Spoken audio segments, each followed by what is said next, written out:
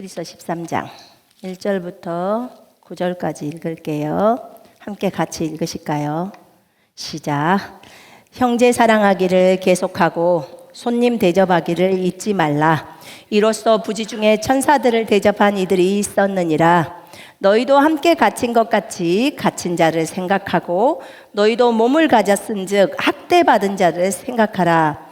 모든 사람은 결혼을 귀히 여기고 침소를 더럽히지 않게 하라. 음행하는 자들과 간음하는 자들을 하나님이 심판하시리라. 돈을 사랑하지 말고 있는 바를 족한 줄로 알라. 그가 친히 말씀하시기를 내가 결코 너희를 버리지 아니하고 너희를 떠나지 아니하리라 하셨느니라. 그러므로 우리가 담대히 말하되 주는 나를 돕는 이시니 내가 무서워하지 아니하겠노라. 사람이 내게 어찌하리요 하노라. 하나님의 말씀을 너희에게 일러주고 너희를 인도하던 자들을 생각하며 그들의 행실의 결말을 주의하여 보고 그들의 믿음을 본받으라. 예수 그리스도는 어제나 오늘이나 영원토록 동일하시니라. 여러 가지 다른 교훈에 끌리지 말라. 마음은 은혜로서 굳게 함이 아름답고 음식으로서 할 것이 아니니 음식으로 말미암아 행한 자는 유익을 얻지 못하였느니라. 아멘. 기도하고 시작할게요. 하나님 아버지 감사합니다. 아버지의 위대하심을 찬양합니다. 언제나 우리와 함께 하시고 우리를 떠나지 아니하신다고 약속하신 주님, 임마누엘의 하나님으로 우리 안에 계신 아버지를 찬양합니다. 그리스도의 그 아름다운 십자가의 공로로 인하여 우리가 이 자리에 있습니다. 아버지 감사합니다. 주님께서 베풀어 주신 그 사랑을 찬양합니다. 아버지 오늘 우리에게 하셔야 될 말씀들을 하시옵소서. 우리가 아멘으로 듣겠습니다. 그리고 삶에 적용하기를 원합니다. 주 예수 그리스도 이름으로 기도합니다. 아멘. 자, 히브리서 13장 형제 사랑하기를 계속하고 손님 대접하기를 잊지 말라. 나그네 대접하는 것을 잊지 말라는 거예요. 이렇게 하다가 자기도 모르는 사이에 천사들을 대접한 사람들도 있었느니라. 제가 주님께 오늘은 어떤 메시지를 하면 좋을까요? 라고 제가 어제 질문을 하는데 히브리서 13장을 하라고 해서 이제 하는 겁니다. 우리 가운데 이 메시지가 우리들이 들어야 될 메시지이기 때문에 하나님이 하라고 하시는 거예요. 그럼 여러분들의 삶을 한번 비춰보시면서 여러분들과 또 이 방송을 함께 하시는 모든 분들이 비춰보면서 자신을 돌아보면 좋겠습니다.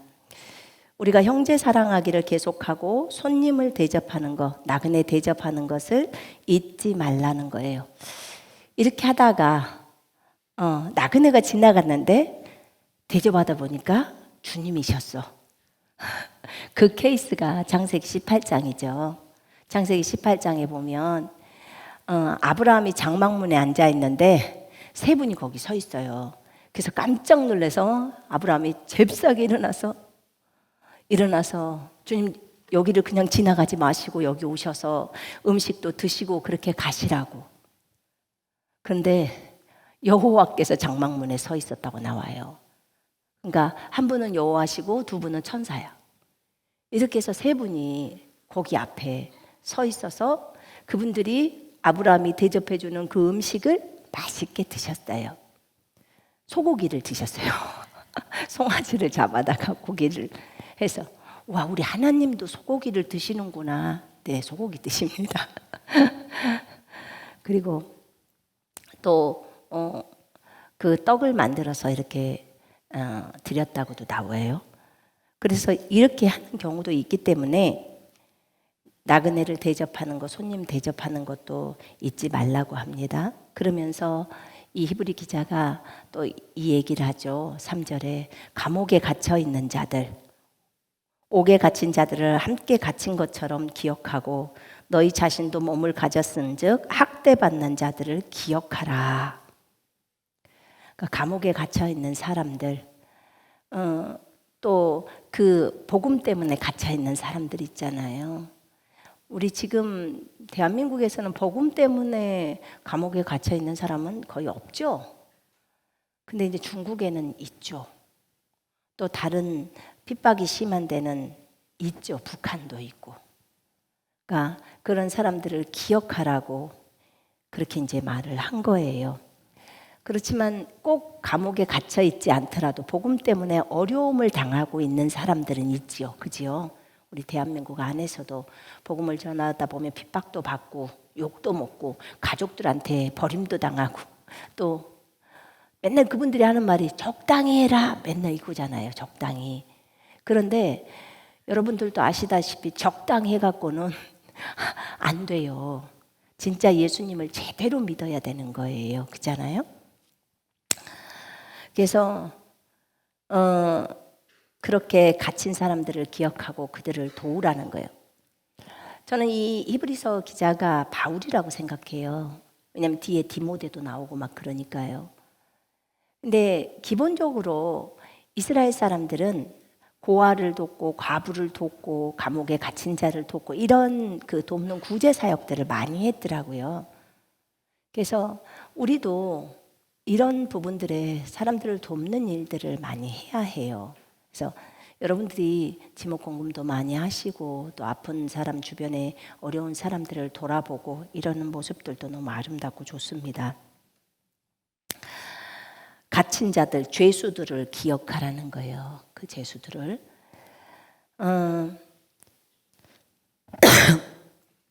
그래서 어떤 교회들은요, 그 감옥 사역이라고 하더만요. 감옥 사역. 그래서 감옥에 가서 복음을 증거하고 성경 나눠주고 저희도 이제 거기 부분에 조금 이렇게 그 후원을 해본 적이 있었었는데 그래서 어떻게든지 감옥에 있는 사람들에게 성경책을 줘서 그들이 읽는 건 성경이잖아요. 제가 중국에 있었을 때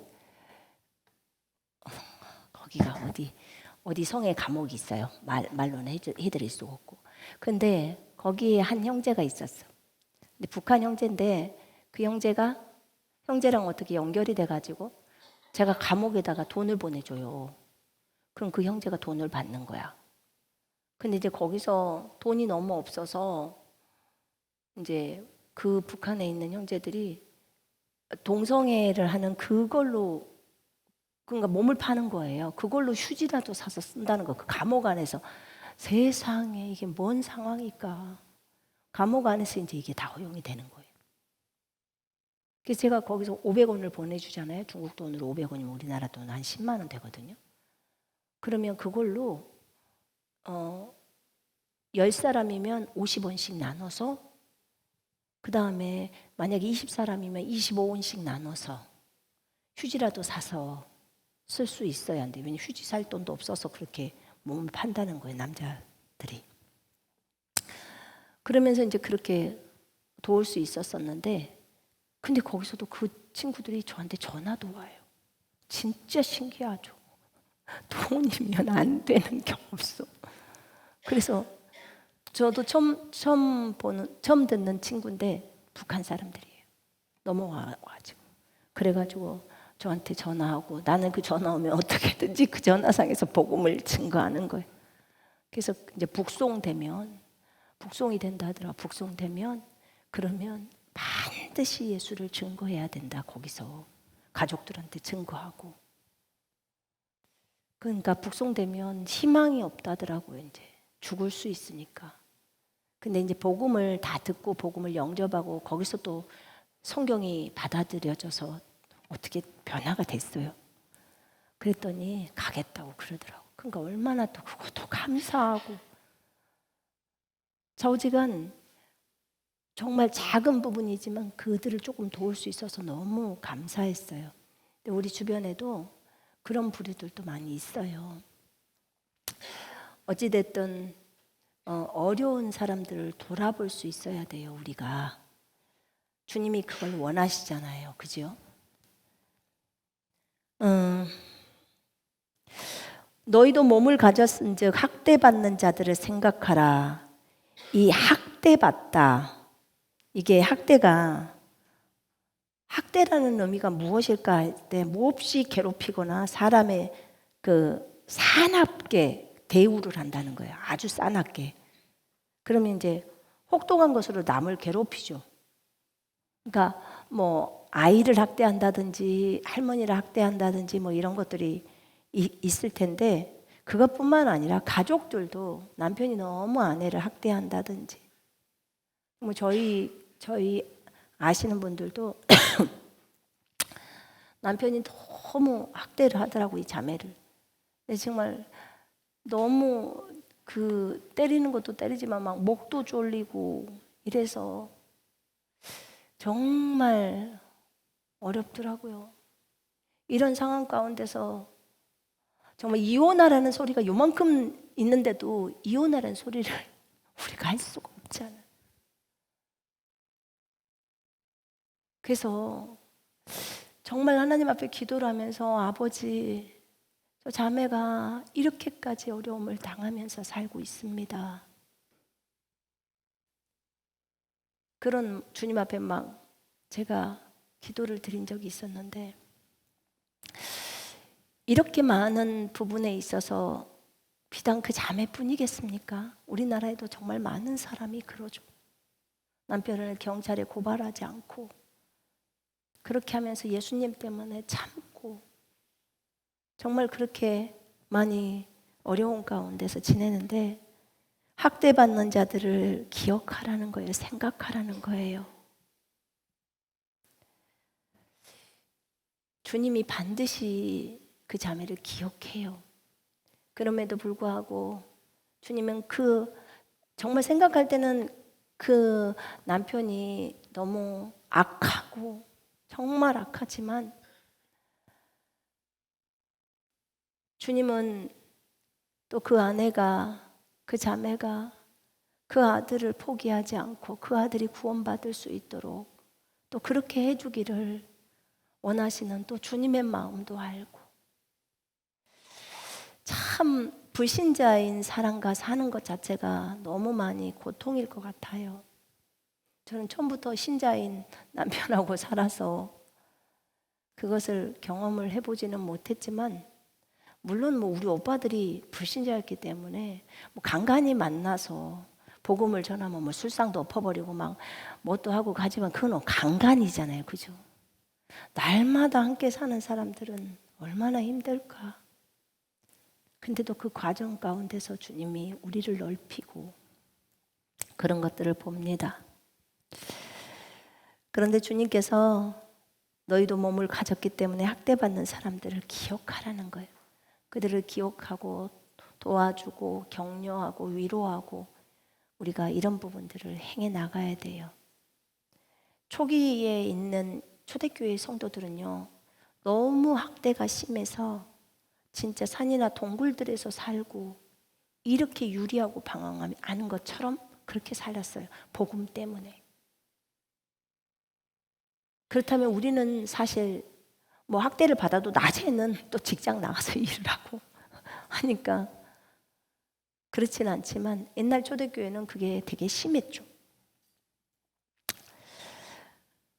그래서 이런 부분들에 우리가 고아와 가부뿐만 아니라 주변에서 학대받는 사람들이나 어려움에 처한 사람들을 놓고 우리가 함께 중보해주고 그들을 위해서 기도하고 이것이 있어야겠죠. 교회가 마땅히 가야 할 바라고 생각합니다. 우리 모두가 그리스도의 몸이고 교회입니다. 그러면 주변을 돌아봐야겠죠. 모든 사람은 결혼을 귀히 여기고 침소를 더럽히지 않게 하라. 음행하는 자들과 간음하는 자들을 하나님이 심판하시리라.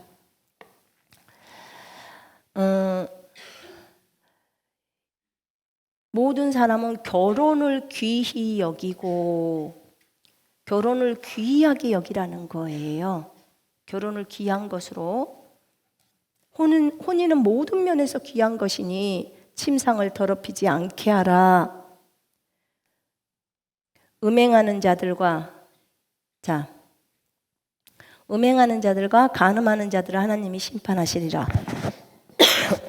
간음이 라이프 성경 그 단어 사전에 보니까 간음할 간자에다 음란할 음자예요. 결혼한 사람이 배우자 외에 다른 상대와 성관계를 갖는 행위, 하나님이 세우신 결혼 제도를 무너뜨리는 죄악으로 근친상간, 동성애, 수간, 폐륜적 변태 행위 등과 함께 금지되어 있다고 나와 있어요.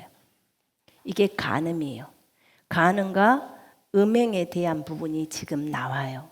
여러분 오늘 잘 들어야 돼요, 이 부분을. 하나님이 우리에게 무엇라고 말씀하시든지 우리는 그대로 순종해야 해요. 여기서 결혼을 할 때 간음을 하지 말라고 나와요. 결혼은 주님 보실 때 귀한 거잖아요. 주님이 세우셨으니까. 근데 그 결혼을 깨버려서는, 무너뜨려서는 안 된다는 거예요. 구약에서는 간음을 했을 때 그 돌로 쳐 죽임을 당했어요. 돌로 쳐 죽임을 당하고, 그 다음에 또 구약 성경은요, 이 음행하고 간음을 굉장히 이제 세게 그렇게 했는데, 자, 지금 방금 읽었던 게 간음이고, 음행은 정조를 깨뜨리는 음란하고 난잡한 행실, 육체적인 성범죄나 성적인 타락, 율법에는 음행하는 자를 돌로 쳐 죽이도록 규정한다. 자, 음행이라는 그 헬라어가 포르노스예요. 포르노. 우리가 포르노라고 말하는 그 포르노스가 이게 음행이라는 말이에요. 자, 성경에는요, 이 간음과 음행을 굉장히 많이 쓰고 나와 있는데, 이런 행위를 하지 말라고 성경이 나와 있죠. 근데 이게 구약에서요, 우리가 우상 숭배하는 거 있죠. 우상 숭배를 할 때도 영적인 간음, 영적인 음행 이렇게 표현을 합니다. 그래서 다른 신을 숭배하거나 하나님보다 세상을 더 사랑한다, 이런 것들을 영적인 음행이라고, 영적 간음. 세상을 주님보다 더 사랑해. 이것도 간음과 음행에 속하는 거예요. 이게 이제 영적 부분이죠. 실질적으로 이제 간음을 했을 때는 내 육체에다 하는 거잖아요. 그죠? 육체에다. 자, 음행하는 자는 자기 몸에 죄를 짓는다고 고린도전서 6장 18절에 말씀하고 있습니다. 또 간음이나 음행은요, 하나님 나라의 기업을 얻지 못한다고 나와 있고요. 또 하나님의 심판을 받는다고 나와 있고, 성경에는 이런 자와 교제를 금한다고 나와 있어요.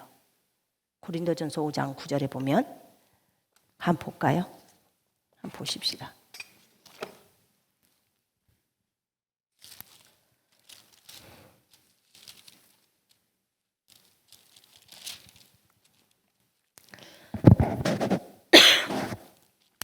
내가 너희의 쓴 편지에 음행하는 자들을 사귀지 말라 하였거니와, 이렇게 말합니다.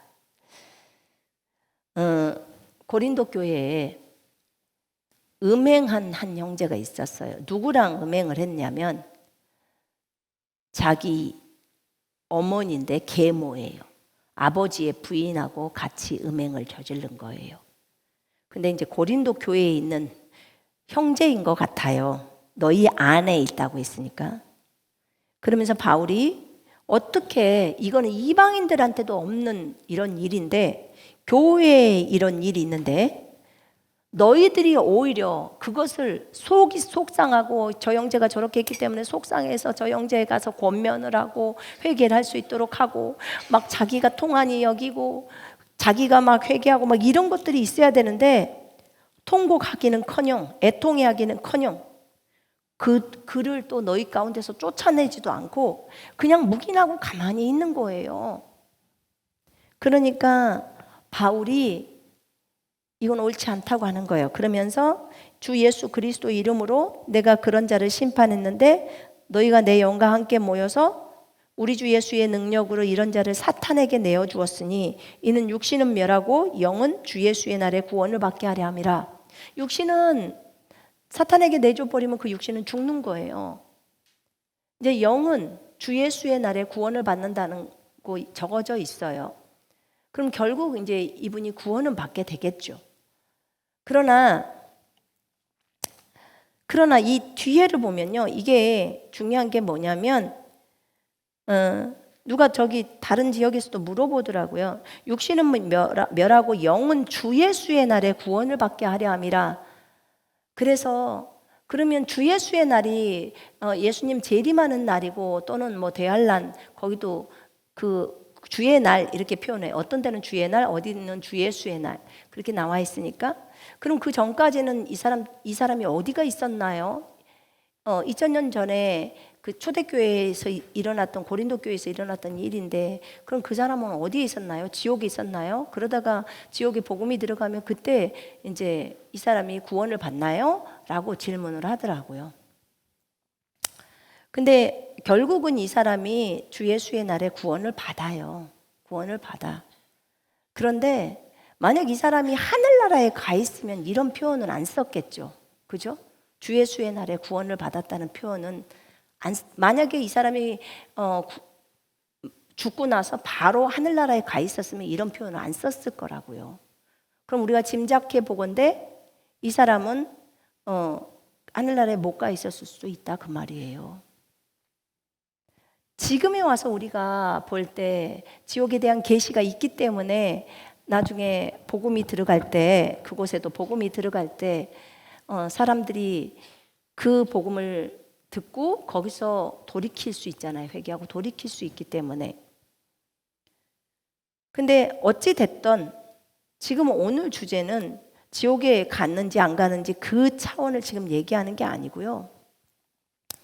무슨 말이냐면 여기에서 너희가 이 어떤 작은 누룩이 온 덩어리를 부풀려 버리는 것처럼 이 죄가 교회 전체를 휩싸이고 간다는 거예요. 그러니까 교회 안에 어떤 죄가 용납이 되어지면요, 그 죄가 퍼지는 거예요. 그 쉽게 퍼지는 거예요. 지금 그 얘기를 바울이 설명을 하고 있거든요.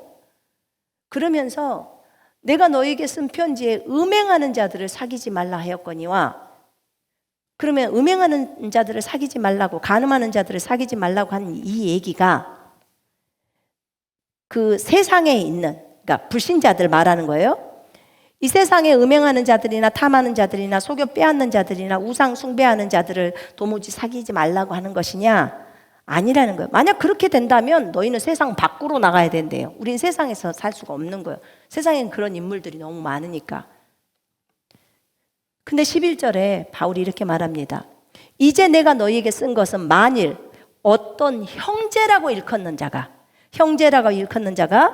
음행하는 자거나 탐욕을 부리거나 우상 숭배를 하거나 모욕을 하거나 술 취하거나 속여 빼앗거든 사귀지도 말고 그런 자와는 함께 먹지도 말라 함이라. 그리스도 안에서 형제라고 예수님을 믿었던 사람이 음행하는 자거나 간음을 하거나 탐욕을 부리거나 욕심을 부리는 것도 탐심도 우상숭배라고 했죠. 네. 우상숭배라거나 모욕하거나 모욕이 뭐냐면 중상모략이나 혹은 욕설하는 사람들 있죠. 그러니까 예수님을 믿으면서도 욕 잘하는 사람, 이건 여기는 하나님 나라에 못 들어가는 거예요. 이 죄악이 엄청 무서운 죄악이에요. 지금 이 죄가. 그 다음에 술 취하거나, 계속 그리스도인이 술 취하거나, 지금 여기는 전부 현재형으로 나와 있어요, 여러분. 현재형. 내가 계속해서 술 취하거나, 내가 계속해서 음행하거나, 내가 계속해서 우상숭배를 하거나 전부 하나님 나라에 못 들어가요. 하나님 나라에 못 들어간다는 소리예요. 내 말이 아니고 그 뒤에 다 적어져 있어요. 고린도전서 6장이라. 지금 여기 제가 뭐라고 말을 했냐면 현재형이라고 얘기했어요. 지금 현재 계속 진행형으로 이루고 있는 사람들을 얘기하는 거예요. 형제라고 하는 사람 중에. 술 취하거나 속여 빼앗거든 약탈하거든 사귀지도 말고 그런 자와는 함께 먹지도 말라 하였느니라. 밖에 있는 사람들은 뭐 우리가 무슨 판단하겠냐. 그러나 밖에 있는 사람은 하나님이 직접 심판한다는 거예요. 그런데 이 안에 있는 사람들은 이런 행동을 하게 되면 너희 가운데서 내쫓으라 이렇게 말을 해요. 바울이. 그러면서 거기 나오죠. 6장 9절 보세요. 그는 너희 형제로다. 불의한 자가 하나님의 나라를 유업으로 받지 못할 줄을 알지 못하느냐? 하나님의 나라, 하나님의 왕국을 유업으로 받지 못한다는 거예요. 미혹을 받지 말라. 음행하는 자나 우상 숭배하는 자나 간음하는 자나 탐색하는 자나 남색하는 자나, 남색이 동성애자들 말하는 거예요. 도적이거나 탐욕을 부리는 자나 술 취하는 자나 모욕하는 자나, 지금 현재형이에요. 이게 속여 빼앗는 자들은 하나님의 나라를 유업으로 받지 못하리라. 이렇게 말을 해요. 이렇게 그랬던 너희가 너희 중에 이런 자들이 더러 있었으나 주 예수 그리스도의 이름과 우리 하나님의 성령 안에서 씻음과 거룩함과 의롭다 하심을 받았느니라. 여러분, 우리는 과거에 간음하는 자였고 음행하는 자였고 술 취하는 자였고 뭐 욕하는 자였고 안 걸리는 죄가 없어요. 제가 여기에 그런 사람이었어요. 그런데 이런 사람인 우리가 예수님의 보혈로 주님의 이름으로 성령의 씻음으로 깨끗이 씻겨진 거예요. 그럼 만약에 이게 지금 제가 갈라디아서를 읽어보고 에베소서를 읽어보니까 하나님의 나라를 유업으로 받을 수가 없어. 이 죄악이 동일한 죄악들이 나와요. 그러면 이것을 이럴 때는 어떻게 해야 될까? 지금 현재 진행형이라고 했어요. 그럼 과거에 했던 것은요. 과거에 했던 것은 우리가 회개했잖아요. 요한일서 1장 9절에 보면 우리가 우리 죄를 자백하면 그는 신실하시고 의로우사 우리 죄를 사하시며 모든 불의에서 우리를 깨끗하게 하셨다라고 나와요. 그죠? 깨끗하게 하실 것이고. 여러분 다 자백하셨습니까? 다 회개하셨습니까? 네, 하셨을 거라고 믿어요. 저도 그랬습니다. 그래서 제가 주님 앞에서 씻김을 받은 거예요. 여러분이 어떤 죄를 만약에 이런 죄악을 저질러도 여러분들이 그걸 알아야 돼. 예수 그리스도의 보혈의 가치는요, 그 어떤 죄악도 다 씻을 수가 있어. 이제 못 해주는 죄가 있어. 히브리서 6장하고 10장 것은 아예 공개적으로 고의적으로 죄를 짓는 행동들이에요. 고의적으로. 근데 그거는 예수 그리스도를 짓밟아 버리는 거고요. 그 다음에 예수님의 피를 완전 욕되게 해버리는 거예요.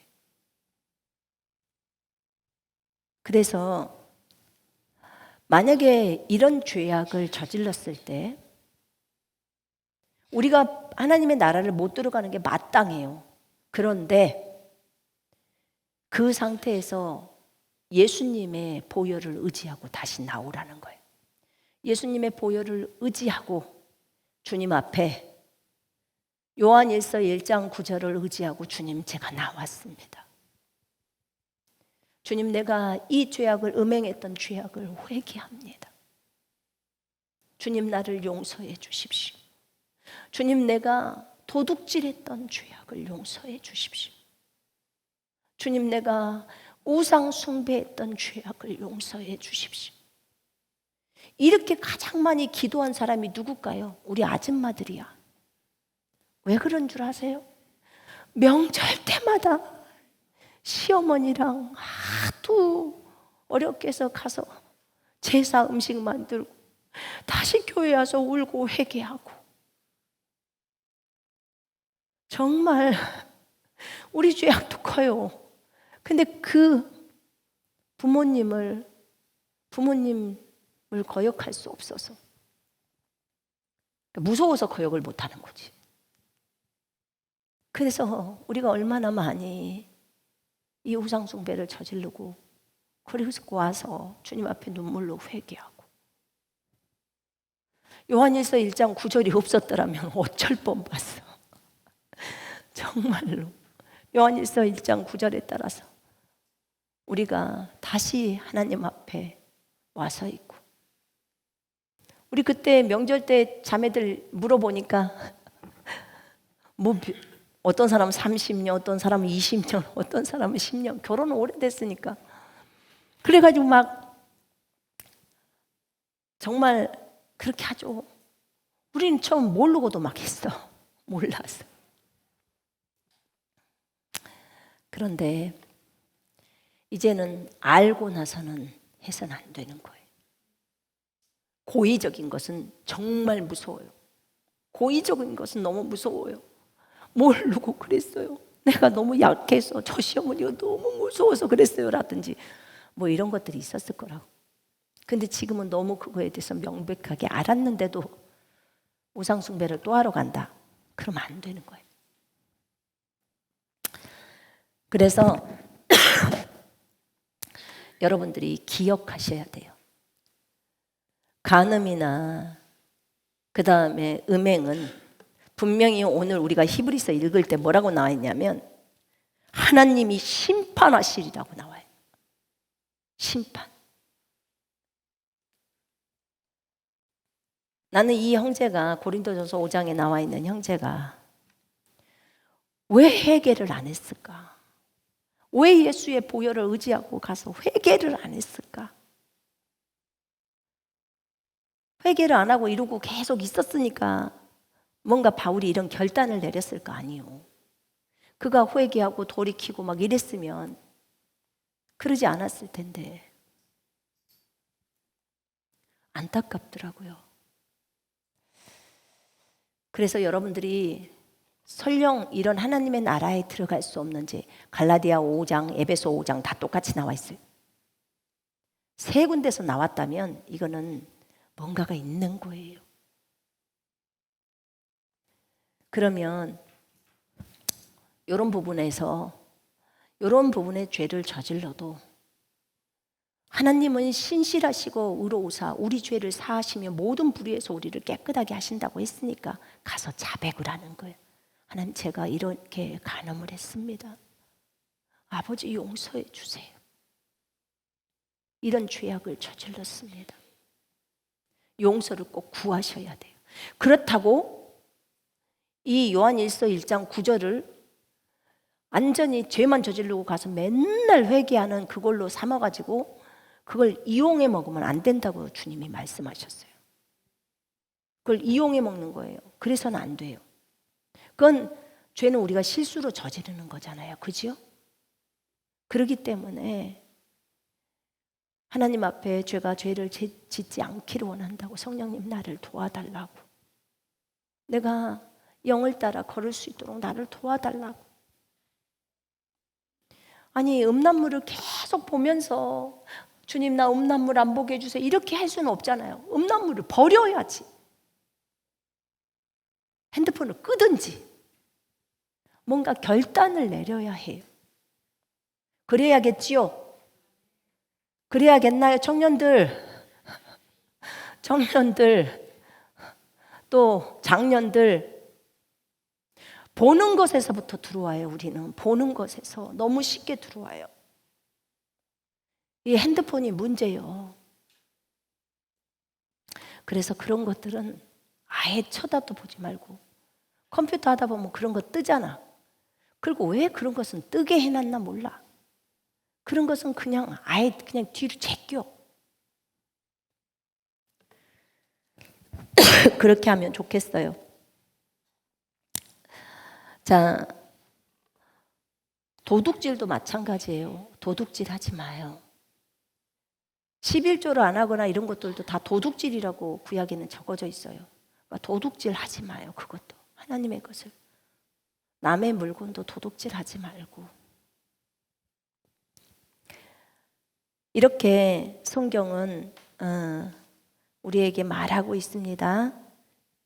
음행하는 자들과 간음하는 자들을 하나님께서 심판하시리라. 근데 이것을 보면서 제가 하나 더 알 수 있었던 것은 뭐였냐면, 하나님, 우리는 더 높은 계시를 알아버렸습니다.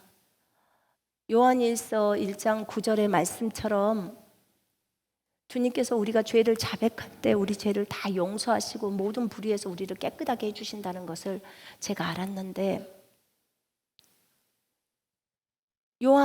요한복음 20장 23절에 보니까 너희가 누구의 죄든지 사하면 사하여질 것이요 너희가 누구의 죄든지 그대로 두면 그대로 있으리라는 말씀이 있습니다. 하나님, 그렇다면 우리는 간음자였고 음행자였잖아요. 그러니까 하나님, 그렇다면 우리가 제사장으로서 매일 형제자매들의 죄를 사하는데, 주님도 그 소자야 네 죄가 사함을 받았느니라, 그 다음에 간음했던 여인, 그 죄인이었던 여인이 누가복음 7장에서 왔을 때, 여인아 네 믿음이 너를 구원했다, 네 죄가 많은 죄가 사해졌느니라, 이렇게 하잖아요. 그죠? 그래서 우리가 그런 부분들에 있어서 죄 사함을 해도 되지 않을까 싶어요. 더 높은 차원에 계시죠. 이걸 몰랐으면 우리는 그 사람이 개인적으로 계속 해야 되지만, 또 가장 좋은 것은 그 사람이 해야죠. 그래야 주님과 교제가 되죠. 다른 사람이 죄 사함을 했어도요, 교제는 안 되는 거예요. 본인이 직접 사과를 해야 되는 거예요. 그런 것처럼 우리 부부가 싸웠어. 근데 우리 부부의 죄악을 우리 딸내미가 만약에 해결했어, 하나님 앞에, 그렇다고 우리 부부가 사이가 좋아져요? 아니에요. 제가 남편한테 가서 여보 미안해요 해야지 우리 관계가 좋아지는 거예요. 그런 것처럼 본인이 잘못했으면 본인이 죄를 회개를 해야죠. 그런데 거기서만 끝나는 게 아니라 우리가 좀 더 높은 계시를 배웠죠. 우리는 제사장이에요. 왕 같은 제사장인데 이 땅에 있는 많은 사람들이 죄복 고백도 못하고 또 많은 불신자들이 있잖아요. 그래서 그들이 예수님을 알아야 되는데, 그러면 죄를 저지르면 저질릴수록 마귀는 더 그들을 잡고 있기 때문에 우리가 예수 그리스도 이름으로 죄를 사해 주는 거예요. 이 부분이 필요하다는 생각이 들었어요. 그래서 제가 이 메시지를 준비하면서 이런 생각을 해봤어요. 나는 과거에 간음하고 음행을 했던 그것이 경험이 있으니까 나는 이 세상에 간음하는 사람들의 죄를 사해줘야겠다. 나는 이 부분에 있어서, 그러면 그 부분을 더 불쌍히 여기잖아요. 그런 사람을 내가 해봤기 때문에. 그럼 도둑질한 사람은, 평소에 예전에 도둑질을 많이 했다가 그리스도인이 돼갖고 안 한 사람은 그 분야에 있어 도둑질한 사람들의 죄를 많이 용서하면 되겠죠. 그들의 죄를 사하면 되겠죠. 요한복음 20장 23절에 따라서. 그러면 옛날에 술을 많이 먹어서 취해본 사람이 있는 사람은 그 사람을 위해서 할 수 있겠죠. 여기에 죄악 속에 안 들어간 사람 손 한번 들어봐요. 없을걸요? 없을 거예요. 여기라도 해봤던 사람들이 있으니까. 이제 어린아이들은 안 들어갈 수는 있을 거예요. 그래도 어린아이들도 도둑질 해봤을걸? 엄마 거 지우개라도 하나 훔쳐보든지 볼펜이라도 하나 훔쳐서 썼든지 했을 텐데. 근데 어찌됐든 하나님은 참 귀한 말씀들을 주셨는데, 우리가 이 말씀들의 그 귀함을 알고 형제들을 도울 수 있으면 최선을 다해서 도와야겠고, 그러나 이렇게 기도를 해야겠어요. 하나님, 그 죄를 저질른 형제 자매들이 하나님 앞에 보혈을 의지하고 꼭 나아가서 주님께 자백하며 하나님과 관계가 다시 회복돼서 다시 주님과 친밀한 교제 속으로 들어가고 더 이상 그런 죄악을 저지르지 않도록 하나님 도와주세요. 이런 기도를 해야겠다는 생각이 들었어요. 자, 왜냐하면 결혼이 너무 귀하기 때문에 그 결혼 생활을 깨지 못하도록 음란이나 이 음행이나 간음을 하지 못하게 하는 거예요. 주님이 심판한다고 했어요. 분명히 성경에 뭐라고 나와 있냐면, 그 간음을 했던 자들은 뭐 영혼이 멸망에도 이르고 능욕과 수치도 당하고 종기와 영화를 잃어버리고 생명길에서 제해되고 저주도 받고, 이게 지금 구약의 잠언이랑 다른 신명기랑 나와 있는 거예요. 그 다음 신약에서는 하나님의 유업도 못 받고 유황불 못에 빠지게 돼요. 이렇게 나와 있어요. 계시록 21장 8절에도 나오죠. 그리고 이제 오늘 말씀에 따라 심판도 받고. 그러니까 제가 이것을 보면서요, 느꼈던 게 뭐냐면, 그래, 이 말씀대로 하자. 죄를 짓고 자백하는 것은 정말 내가 실수했을 때 하는 거고, 평소에 아예 이것에 대해서 짓지 않으려고 결단을 하자, 이런 생각을 했어요. 왜냐하면 주님이 우리 보고 죄에 대해서 너무 쉽게 생각하지 말라는 거예요. 주님이 이제 갚은 가치가 너무 크죠. 그렇다 보니까 너무 쉽게를 생각하는 거예요. 그래서는 안 되는 거예요, 이 부분이. 왜냐하면 여러분, 예전에 비해서 뭐 우리가 간음을 하나요? 음행을 하나요? 이제 거의 그런 쪽에는 아예 쳐다도 안 봐요. 지금 이제 신앙생활이 많이 왔잖아요. 주님 안에서 자기를 부인하고 십자가 지면서 오기 때문에 이런 부분들을 안 봐요. 술 취하나요? 안 먹어. 술 쳐다도 안 봐. 그 다음에 무슨 욕을 하나요? 욕도 안 해.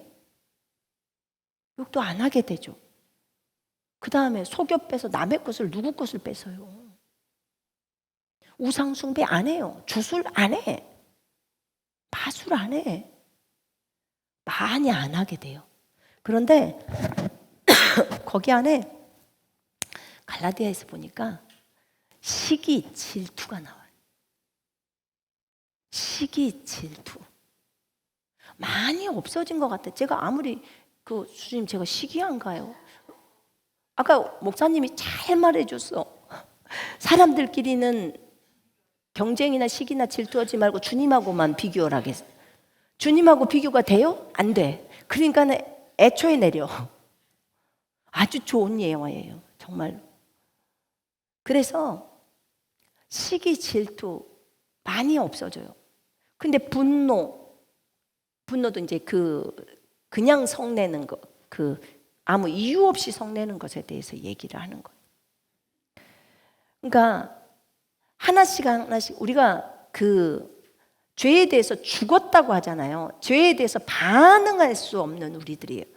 근데 새 피조물의 계시를 갖고 갈 때 새로운 피조물의 삶 속에서는 우리는 정복하는 자예요. 그죠?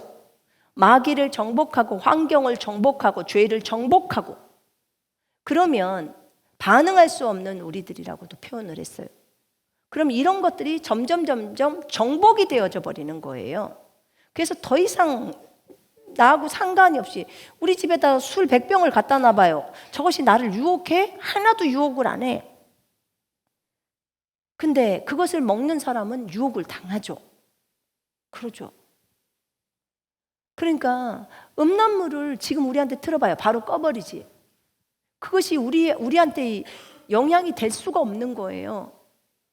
근데 그것에 만약에 지금 현재 그것에 중독이 되어 있거나 아니면 그것을 막 약간 끊으려고 막 하는 그런 사람들에게는 그냥 유혹이 돼버리는 거예요. 그래서 이제 여러분들은 군사들이에요. 그렇다면 작정을 하십시오. 이 고린도전서 6장이나 갈라디아서 5장이나 에베소서 5장에 이 부분들을 딱 마음에 새기시고 거기에서 완전히 끊어버릴 생각을 해야 돼. 그렇게 하나님께 감사해요. 하나님이 왜 이 시점에 우리한테 이것을 가르쳐 주시는지. 음행과 간음을 주님이 심판하시겠다고 얘기를 하셨어요. 결혼이 귀하기 때문에 그런 거예요. 자, 돈을 사랑하지 말고 있는 바를 족한 줄로 여겨라. 너희의 생활 방식에 탐욕이 없도록 하고 현재 가진 것들로 만족해라. 지금 그 말이거든요. 돈을 사랑하지 말고. 돈을 사랑하지 말고. 자, 우리의 생활 방식에 욕심이 없어야 돼요. 지금 가진 것들로 만족해야 된다고 말해요. 나는 돈을 엄청나게 많이 벌어서 이렇게 할 거야 라는 계획은 복음사학과만 갖고 계세요. 그거는 그렇게 하셔서 하나님 나라를 위해서 쓰세요. 왜냐하면요, 여러분이 죽음 앞에 가보면 그 돈 아무런 의미가 없어요. 진짜 하나님 나라를 위해서 사용했던 거 그것만 딱 남는 거예요. 아무것도 없어요. 왜냐하면 이 돈이요, 돈은 일만하게, 돈을 사랑함이 일만하게 뿌리예요. 돈 자체가 말하는 게 아니고. 그러니까 돈을 너무 좋아하면 그렇다 그 말이에요. 근데 주님을 많이 사랑하다 보면 돈을 별로 안 사랑하게 돼요. 오히려 영혼들을 더 사랑하게 되죠. 그래서 돈을 사랑하지 말고, 분명히 성경에 돈을 사랑하지 말고라고 적어져 있어요. 있는 바를 족한 줄로 알아라. 돈을 사랑하는 사람은 돈을 따라 직장을 잡습니다. 돈을 좀 더 많이 준 대로 잡아요. 일요일 날 쉬고 예배 드릴 수 있는 것을 찾아야 되는데 돈이 더 많은 대로 찾는 거예요. 이게 문제인 거죠. 내가 돈을 따라가고 있는가? 돈이 나를 따라오는가? 돈이 나를 따라오게 만들어야 돼요. 먼저 하나님의 나라와 의를 구해라. 그리하면 이에 먹을 거 입을 거 돈이 따라온다는 거야. 너희에게 더하시리라. 먼저 하나님의 나라와 의를 먼저 구하는 게 우선인 거예요. 우선순위인 거예요. 왜 주님이 너희의 생활 방식에 탐욕이 없도록 해라. 욕심 부리지 마라. 난 더 좋은 집에서 더 좋은 것을 누리면서 살고 싶어요. 그 탐욕이 없도록 하래요. 현재 가진 것들로 만족해라. 만족하라는 거예요. 왜냐? 주님이 말씀을 하시죠. 거기에 내가 결코 너희를 버리지 아니하고 결코 내가 너희를 떠나지 아니하리라. 주님이 우리를 버리지 않고 주님이 우리를 떠나지 않는다는 거예요. 이 신명기 31장에 보면 모세가 이제 백성들에게 말합니다. 나 이제 120살이야. 120살인데 이제 여호와께서 이 요단을 건너지 못한다고 말씀하셨어. 그래서 여호와께서 너희보다 먼저 앞서가서 그들을 다 칠 거야. 그 가나안 땅에 있는 무리들을 다 칠 거야. 그리고 여호수아도 너희들 앞서 갈 거야. 너희는 강하고 담대해라. 두려워하지 말라. 그들 앞에서 떨지도 말아라. 이는 내 하나님 여호와가 너와 함께 가시며 결코 너를 떠나지 아니하며 버리지 아니하실 것임이라. 여호수아가 좀 담대하지를 못했나 봐요. 그래서 모세는 말해요. 모세가 여호수아를 불러서 말해. 너는 강하고 담대하라. 너는 이 백성을 거느리고 여호와께서 그들의 조상에게 주리라고 맹세하신 땅에 들어가서 그들에게 그 땅을 차지하게 하라.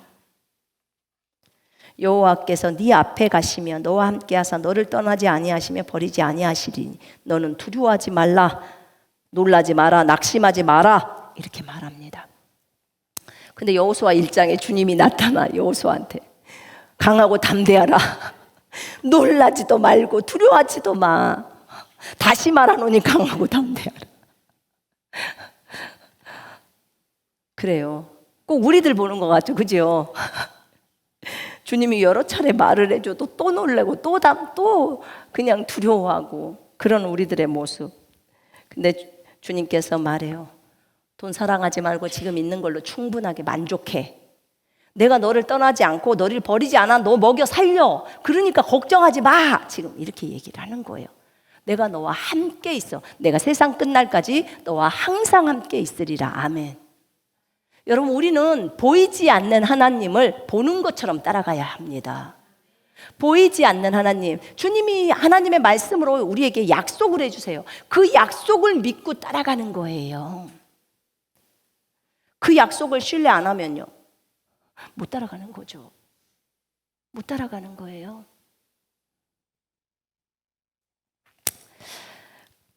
제가 주님이 가장 기뻐하시는 게 뭐냐 그랬더니 너희가 성경에 적혀진 대로 믿고 따라가는 거야 라고 하셨어요. 주님이 최고로 좋아하시는 거래요. 그게 최고로 좋아하시는 거. 우리들의 영적 수준에서는 주님이 좀 낮추게 해주셔요. 병원도 가라고도 하고 또 이것저것 또 말씀도 하시고. 그런데 주님이 최고로 기뻐하시는 게 뭐세요? 그거 내가 성경에 말한 대로 그냥 따라가는 거. 너희들이 그냥 A 해라 그러면 A만 하고 딱 가버리는 거. 그거래요. 근데 그것은 최고로 높은 수준이래. 최고로 엄청 높은 수준이래. 하나님에 대해서 조금도 의심도 없이 그냥 쭉 가버리는 거. 그 하나님에 대한 신뢰, 친분이 없으면 그렇게 할 수가 없대요. 하나님에 대한 친분, 신뢰가 엄청 돈독하면 그 사람이 우리나라 말로 콩으로 매주를 아니 뭐지? 맞나? 콩으로 팥으로 매주를 써도 그 말인가? 원래 콩으로 매주를 쓰는데 주님이 말씀하셨으면 팥으로 매주를 써도 그냥 그 말을 믿고 간다 그 말이에요. 주님이 말씀하시면 그 정도로 신뢰감이 완전히 돈독해져서 조금의 의심도 없이 간다는 거예요. 그걸 하나님이 가장 기뻐하신다는 거예요. 가장. 근데 그분을 알아야지. 그분을 알아야지 그분하고 그분의 성품이 어쩐지 이런지 저런지를 직접 체험하면서 걸어가는 거잖아. 우리 신앙은 전부 주님하고 1대1로 같이 체험하면서 그분하고 그렇게 동행하면서 걷는 거거든요. 그러니까 그분을 경험해야 되는 거예요. 그래서 내가 너를 떠나지 않고 내가 너를 버리지 않아. 이 말씀 임마누엘 하나님만 딱 붙들고 있으면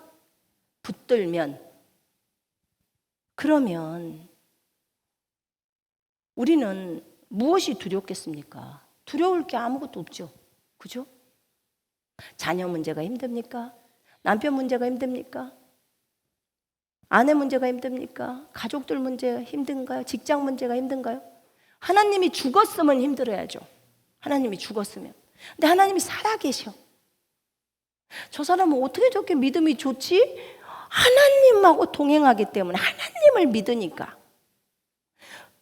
우리가 뒷배경이라고 있는 건 하나님밖에 없어. 우리 교회 온 사람들 배경들이 별로 없어요. 아시죠? 학벌도 막 너무 좋은 사람은 없어. 우리 교회는 학벌이 좋은 사람이 별로 없어요. 거의 없죠. 별로가 아니라 조금은 있네. 근데 없어요. 근데 주님 봐봐요. 12제자들 학벌이 대단한 사람이었어요. 바울도 12제자에 못 들어갔어요. 다 학벌이 안 좋아. 집안도 별로 안 좋아. 머리도 별로 안 좋아.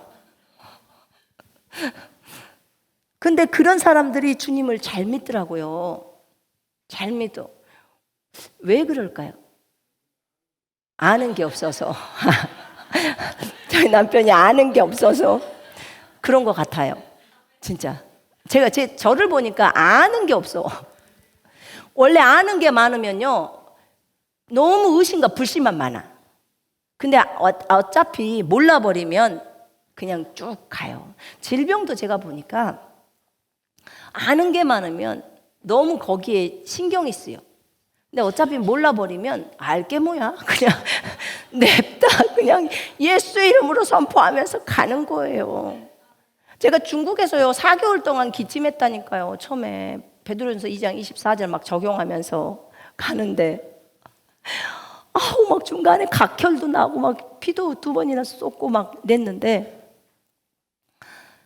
아는 게 없잖아요. 제가 아는 게 뭐가 있대요? 없으니까 성경에 말한 대로만 믿고 가는 거예요. 4개월 뒤에 나와서 종합검진 그 선교사로서 해야 된다 그래서 종합검진하러 갔더니 폐가 멀쩡하다는 거예요. 그래서 아니 나 4개월 동안 엄청 큰 기침 많이 하고 나 피도 2번이나 쏟았다고 그랬더니 의사가 아니라고 거짓말 말하고 그랬어요. 나한테. 난 누가 거짓말을 하는지 모르겠네. 그래서 그러고 나니까요 내가 막 열이 그냥 뻗쳐버리는 거야. 이 막이 있으면 그냥 내 눈에 보이면 그대로 한 방 갈겨주고 싶더라고요. 완전히. 그러니까 속인 거잖아요. 근데 멀쩡한 폐인데 정말 그 4개월 동안 기침한 거 보면 지금 기침한 것보다 훨씬 셌죠. 그때가 정말. 근데 그렇게 하고 나서 검진을 했을 때 그렇더라고. 얼마나 하나님께 감사하고 주님 너무 감사합니다. 하나님의 말씀은 진리였습니다. 진리는 그대로가 되는군요. 주님이 채찍에 맞았기 때문에 저는 나았고 저는 건강했고, 근데 눈에 보이는 현상은 2번이나 피를 쏟고 4개월 동안 그렇게 큰 기침들을 하고, 그런데 하나님 저는 아주 건강했습니다. 정말 주님 감사합니다. 주님이 지키시고 보호하셨습니다. 하나님을 찬양합니다.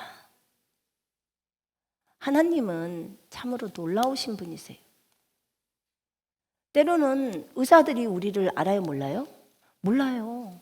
의사도 모를 때가 있어요. 그러니까 정말 하나님은 기적적으로 이렇게 사람들을 인도하시는 경우도 되게 많아요. 근데 하나님은 우리의 믿음을 보세요. 보시더라고. 내가 너를 떠나지 않을 거야. 내가 너를 버리지 않아. 나는 너랑 함께 할 거야 라고 하면 믿어야 돼요. 아멘. 돈에 대해서 문제를 삼지 마시기 바랍니다.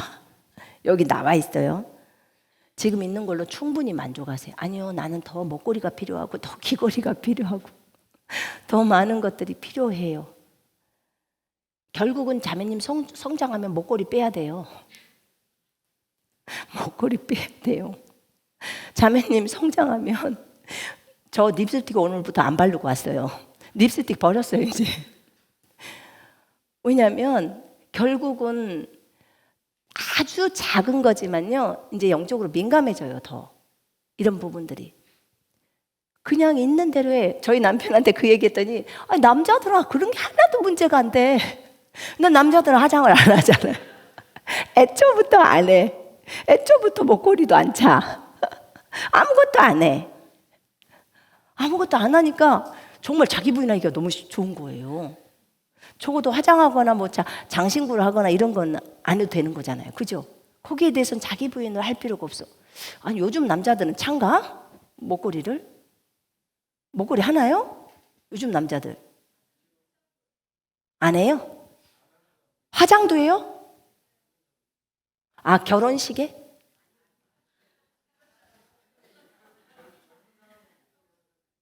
아니 남자들이 화장하냐고요? 결혼식에? 결혼식 말고 일반적으로요?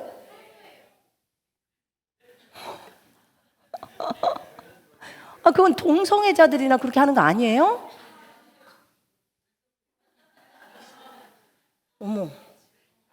어머 그래요? 이거 내가 좀 생각이 깨네. 그런 경우가 있어요? 저희 교회는 없죠. 왜냐면 저희 교회에 있었으면 내가 분명히 봤을 텐데 못 봤어요. 한 번도 못 봤어. 알겠어요. 내가 진짜 시대에 뒤떨어져 가는. 그러나 어차피 여러분 성숙하면 다 내려야 돼.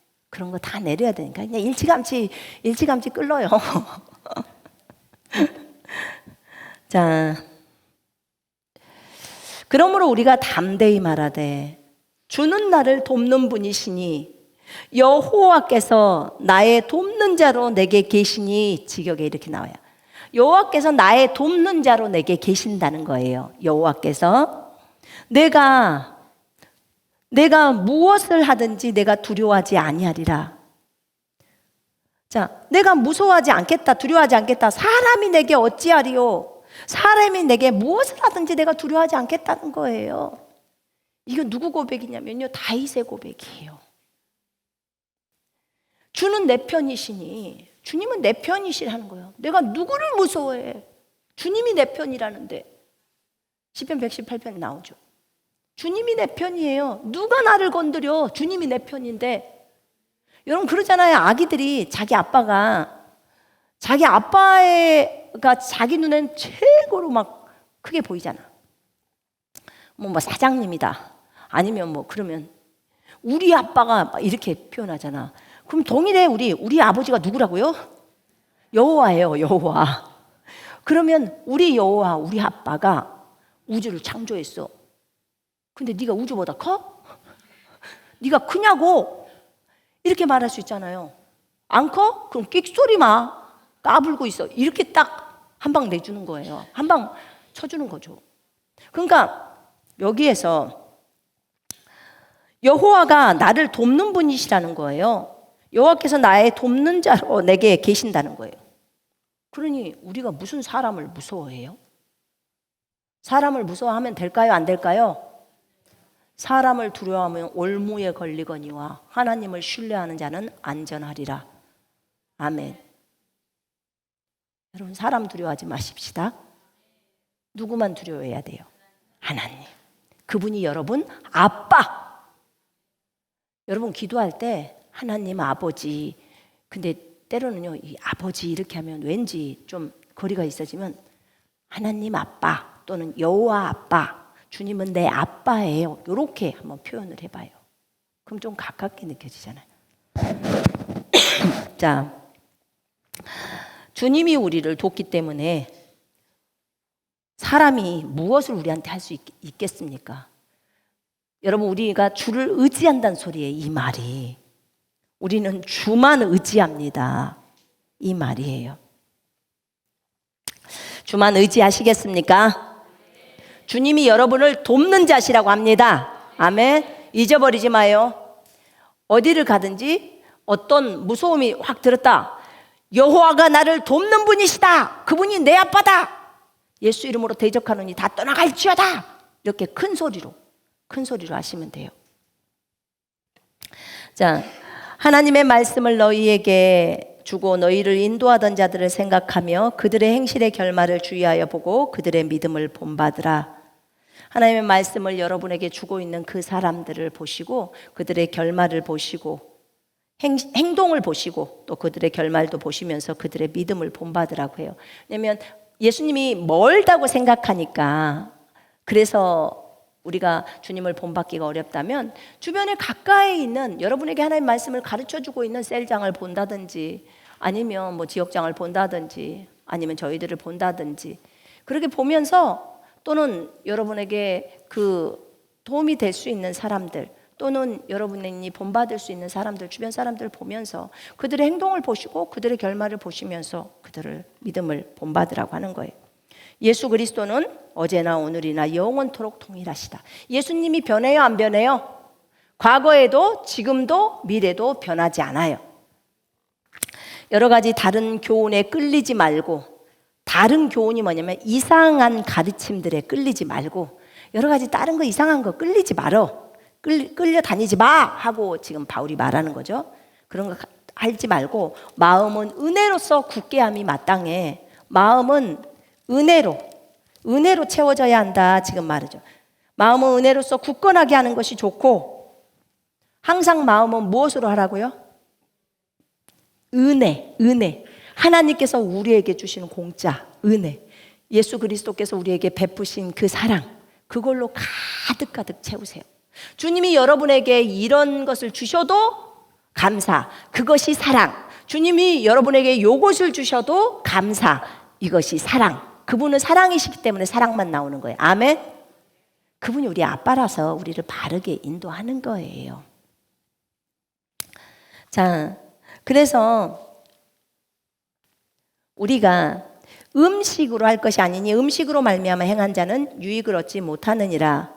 음식을 따라 처신한 자는 그렇다는 거예요. 그러니까 마음은 늘 은혜를 바라고 먹는 음식 따라가지 말라는 거예요. 음식도 여러분 나중에는 영적으로 성장하면 절제가 들어가요. 절제가 모든 방면에서 다 들어가죠. 성령의 열매가 절제예요. 자, 스카프가 많다, 그럼 나눠줘야 돼요. 그지요? 네. 이제는 그 영적으로 성장할수록 계속적으로 흘려보내줘야 돼요. 물론 그러면 또 주님이 새로운 것들을 주시기도 하시고요.